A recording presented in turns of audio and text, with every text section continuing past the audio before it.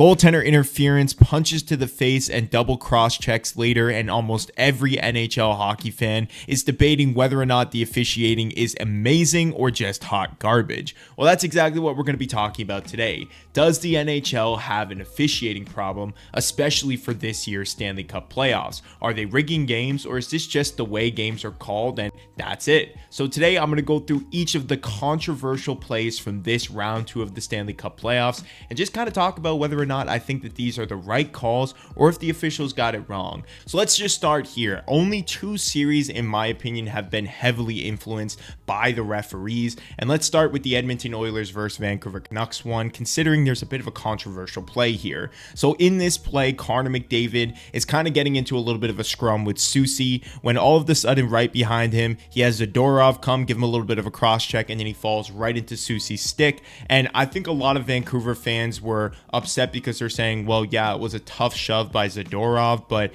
in the end, McDavid was falling when Soucy pushed his stick out, which is why he got him in the face. So the suspension, yeah, it's not really warranted based on what we see in the instant replay. But then when you look at it from a higher ground, I think people are just more upset in the league because this is Connor McDavid. It's their bread and butter, their biggest moneymaker, and that's why they're trying to set an example here. Now, do I agree with the suspension? No, not really. I feel like this is a bit egregious, especially when we're talking about playoff hockey. If you're going to set the precedent here saying that this is going to happen when somebody does it to Connor McDavid, then you need to extend that to every player across the league. And you can tell that this wasn't a malicious take by Soucy. He was just going to give McDavid a shove because McDavid's right up in his face. So do I feel like the referees got this one wrong? No, I feel like the officiating was right, but the people afterwards, the NHLPA and the people who decide the punishment, that's where it got wrong, because Soucy should have been in the next game, and McDavid, yeah, he was in his grill, so the Vancouver Canucks should have gotten a power play, and that's about it. And if you want to take it even a step further, you could have given them an extended power play as well.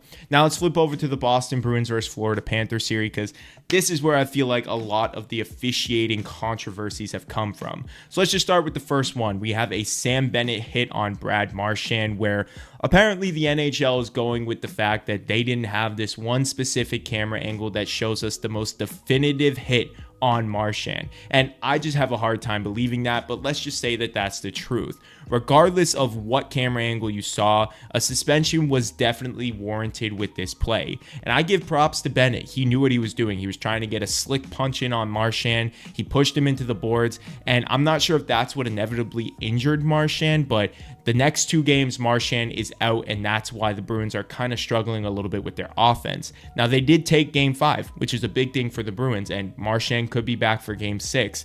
But regardless of if you're a Bruins fan or a Panthers fan, you have to admit that this was a dirty play.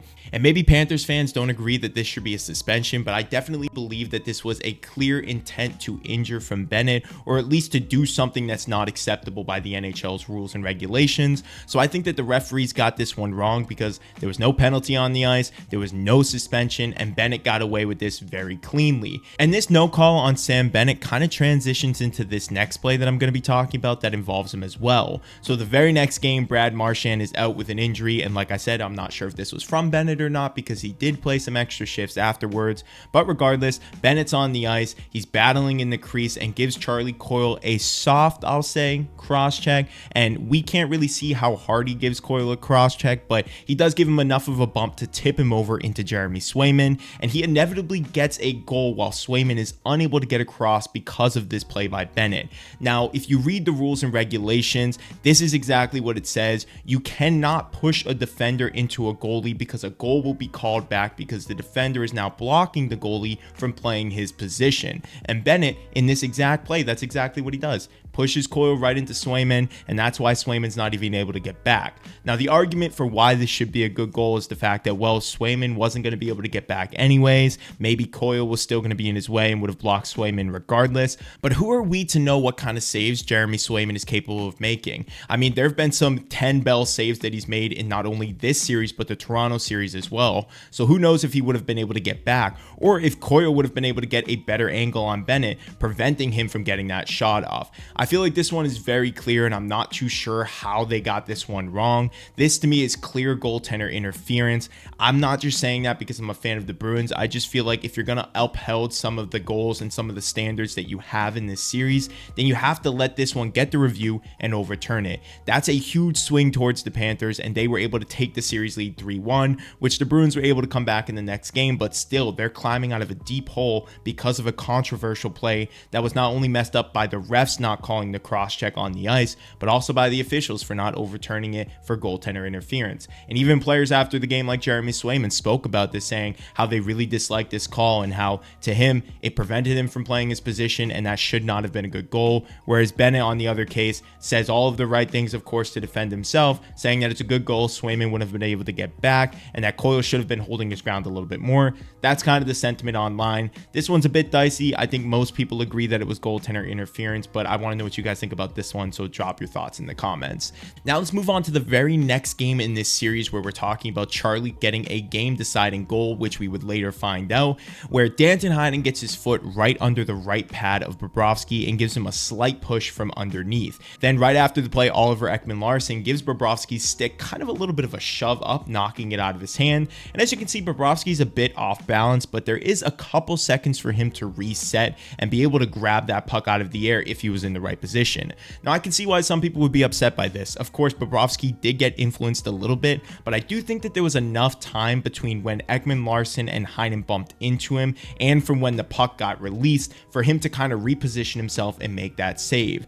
Now I think that this was not goaltender interference. I think that Heinen got away quick enough and gave Bobrovsky enough time to reset, but Panthers fans, they disagree. They feel like this was a call that was sort of a makeup one from the previous game. So if you're a Bruins or a Panthers fan, you should just be happy it's even now. Both of you kind of got a dicey call, and whether you think one of them was goaltender interference or not, it's even now. Both of you got the call to go your way, so let apples be apples. But I think the officiating in this series just in general hasn't been great. They're missing some high stick calls, some interference calls are being called that are soft, and you can see even coaches like Montgomery are showing the referees that some of the players are diving, which I think there's a little bit from both sides. So I'm trying not to be biased here, but there's definitely just a lot of flopping going on in this series, and we've seen some embellishment calls made as well. But these are kind of the big controversial plays that I've noticed in the playoffs so far, which kind of leads us to the big question of this video.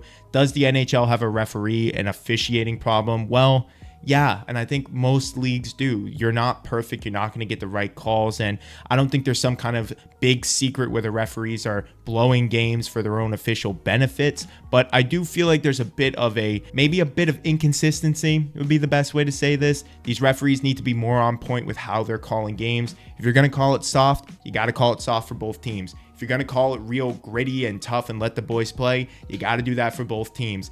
And for the love of hockey, please just make sure if we're doing these big, long processes of reviewing goals that we're making the right call and being consistent, because that one on the Bruins, that was not a good goal. Okay, I think we all can agree on that. But like I said, let me know what you guys think about all of these examples below. Which one's the most egregious and should have been overturned? Make sure you like this video and subscribe to the channel for more content. I'll see you guys in the next one.